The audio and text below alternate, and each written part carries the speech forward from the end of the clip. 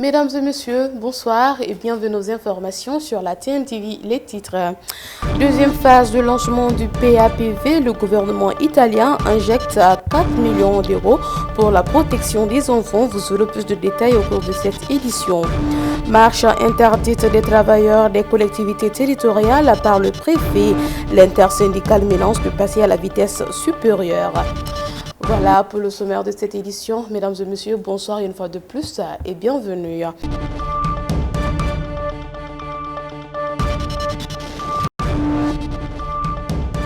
La direction des droits humains du ministre de la Justice a organisé un atelier de lancement de la phase 2 du projet d'appui à la protection des enfants victimes de violations de leurs droits au Sénégal. En collaboration avec le gouvernement italien, les termes de référence de ce projet portent sur la question de mobilité des enfants et la violation des droits de l'enfant. Plus de détails dans cet élément. Bon, après 3 années de mise en œuvre, le projet a sa seconde phase. On est en train de lancer la seconde phase.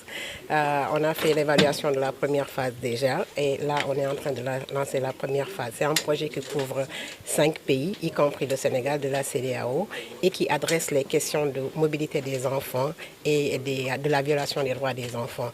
Donc, après la mise en œuvre de la première phase, le projet a pu appuyer les États bénéficiaires à renforcer leur système de protection, à retirer beaucoup d'enfants des rues, leur réintégration dans leur famille, les rapportages au niveau des organes des traités au niveau des Nations Unies, pour n'en citer que cela. Maintenant, à la fin de ce projet, il y a eu une rencontre de haut niveau des ministres en charge de la protection de l'enfant des pays bénéficiaires. Et lors de cette rencontre, une feuille de route a été élaborée pour identifier les défis restants, notamment dans l'harmonisation des lois, dans la mise en place d'un système de protection efficace juridique, notamment l'élaboration et l'adoption du Code de l'enfant au Sénégal et également la prise en charge psychosociale des enfants dans les pays bénéficiaires. Il y a naturellement des problèmes en ce qui concerne la protection de l'enfant. Nous voyons par exemple, aujourd'hui on est en train de lancer au Sénégal, on a lancé déjà en Gambie, en Guinée-Bissau, en Guinée. Au Sénégal, nous avons vu la question de la mendicité des enfants. Dans les autres pays, on a retiré des enfants venant des autres pays et qui étaient au Sénégal. On les a retirés du Sénégal, on les a réintégrés dans leur famille, mais le problème persiste. Donc il faut vraiment un engagement politique fort pour vraiment éradiquer ce phénomène de la mendicité forcée des enfants et également une volonté.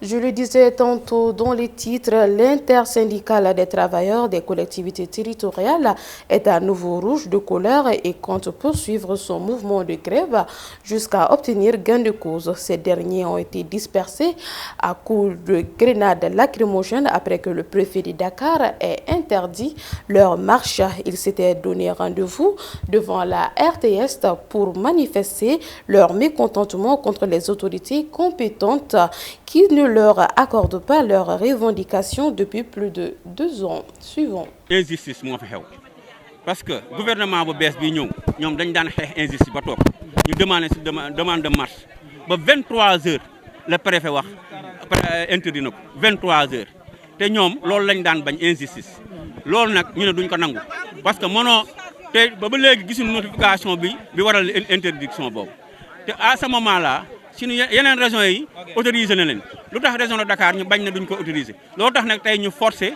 ñëw buntu RTS wax directeur bi mooy Pape Alé Niang moom da daan xeex injustice tey teg ñoom ñooy def injustice bi loolu tax tey décidé nañ pour jàmmaarloo ak ñoom dootuñu dellu ginnaaw même bu ñu déposé beneen demande marche ñoom ñu interdit ko def dañuy génnaat ah tous les maires du Sénégal ça fait 2 ans ñu ngi grève mai 2023 ba léegi ça fait 2 ans tey jii ñoom ñoo ñu teg injustice te ñoom Ousmane Sonko moom premier ministre moo daan taxaw naan 2 ans ngi nii agent municipaux yi di grève te loolu ñu koy seetaan tey nag moom mu falu nanguwuñ sax recevoir ba léegi est-ce que ça c'est normal waaw aywa li ñuy xeex nii dafa légitime ñun ñoo ko moom depuis mai 2022 lépp lu war ci fonctionnaire d'État yi noonu la valable ci fonction publique locale bi nga xamante ni agent municipal yi ñoo ko moom agent municipal yi depuis 2 ans ngi nii mai 2022 ñu war leen jox seeni augmentation de salaire ñu koy defal état yi même les maires defal nañ leen salaire 1 million adjoint au maire yi am 200 000 conseil municipal yi am ay exonération mais pourquoi pas agent municipal yi Sonko ak Diomaye bi fi nekk c'est pas du tout normal li ñu wax yëpp lépp ay kàcce la ñoom nan lañ fi nekkee woon ñoom dañ doon fen nit ñi di wax nit ñi loo xamante ni du dëgg dañoo kàcce ba xamul na la ñu def. Le Sénégal va abriter les 12e rencontres hospitalières du réseau des hôpitaux d'Afrique, de l'océan Indien et des Caraïbes du mercredi 26 juin jusqu'au 28 juin 2024. Le thème de ces 3 jours d'échange est axé sur la certification des établissements de soins, état des lieux et la mise en place de la démarche qualité dans les hôpitaux, suivant également Cité-le-Monde de santé qui nous a gratifié d'une conférence de très haute facture, de dimension internationale, qui fait rayonner ces 12e journées hospitalières à l'entame de nos travaux, qui nous a fait l'historique de la genèse de la démarche de qualité et de la certification, qui a clarifié un peu les concepts et les fondamentaux de la certification, qui a gratifié au public des expériences et des bonnes pratiques au niveau international. Alors, les enjeux de la certification pour les établissements de santé, c'est de renforcer la crédibilité des établissements de santé. Et pour les patients, c'est aussi garantir la sécurité des soins et la qualité des soins. Voilà. L'objectif final de cette session, de ces travaux, c'est de définir une feuille de route pour le Sénégal. Et je pense que le ministère va présider une réunion technique pour qu'on puisse décliner une institutionnalisation de la démarche de qualité au niveau national et avoir une feuille de route de la qualité pour que tous les établissements de santé s'engagent dans une démarche dite obligatoire, harmonisée, avec des référentiels validés, élaborés, partagés et acceptés par l'ensemble des parties. La qualité implique fortement la sécurité des décisions, en plus de toutes les autres dimensions, notamment sur l'accueil, sur l'orientation, sur la gestion des équipements, sur la maintenance, sur les infrastructures. Et l'idée, c'est de vraiment placer l'usager au centre du dispositif de certification. Mais comme je l'ai dit tout à l'heure, c'est renforcer la crédibilité, donner confiance à eux-mêmes, mais aussi donner confiance aux partenaires et surtout à la tutelle, qui met les moyens. Il faut se rappeler que plus de 80% des budgets des hôpitaux sont dotés par l'État. Donc il faut qu'on renforce cette crédibilité vis-à-vis de l'État, qu'on donne plus de confiance, qu'on optimise les ressources, qu'on optimise les processus, qu'on réduit les délais, qu'on fluidifie les actes administratifs, entre autres choses. Je pense qu'il y a beaucoup de domaines d'intervention, mais il faut les prioriser par rapport au contexte national et à la politique nationale. L'Institut de recherche en santé et de surveillance épidémiologique et de formation IRSF, dirigé par le professeur Souleymane Mboup, a été choisi comme hôte pour la 3e réunion annuelle Consortium Europe-Afrique sur la médecine personnalisée. La cérémonie d'ouverture s'est tenue hier mercredi dans un hôtel de la capitale. Cet événement international a réuni de nombreux experts internationaux et nationaux pour discuter des avancées et des recommandations issues du projet UI-Africa PerfMate.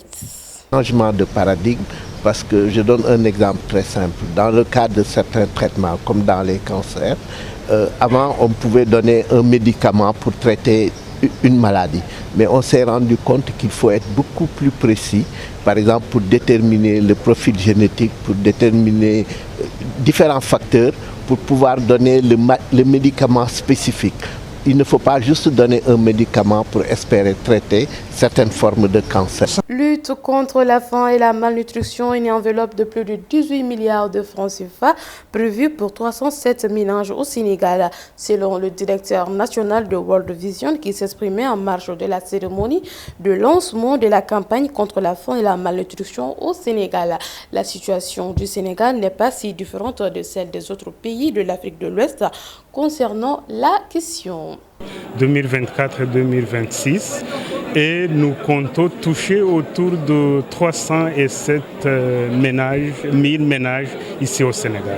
Oui, la situation de faim et de malnutrition ici au Sénégal n'est pas différente des autres pays de l'Afrique de l'Ouest à cause de changements climatiques, mais la situation concrète, nous parlons de 18% des enfants malnourris. Et nous parlons aussi de la situation de 19% des ménages qui n'arrivent pas à avoir la nourriture à mettre à table. Ici au Sénégal, nous parlons de la grande importance du gouvernement du Sénégal par rapport à ces changements de comportement, aussi par rapport à l'investissement à l'agriculture. C'est pourquoi nous avons pensé à nous associer au ministère de l'Agriculture pour pouvoir nous accompagner dans cet aspect. C'est ce qui m'a fait donc à cette série d'informations. Merci à vous de l'avoir suivi et passez d'excellents moments en compagnie des programmes de la TMTV, la télévision Tamashek, la culture au cœur de l'Afrique.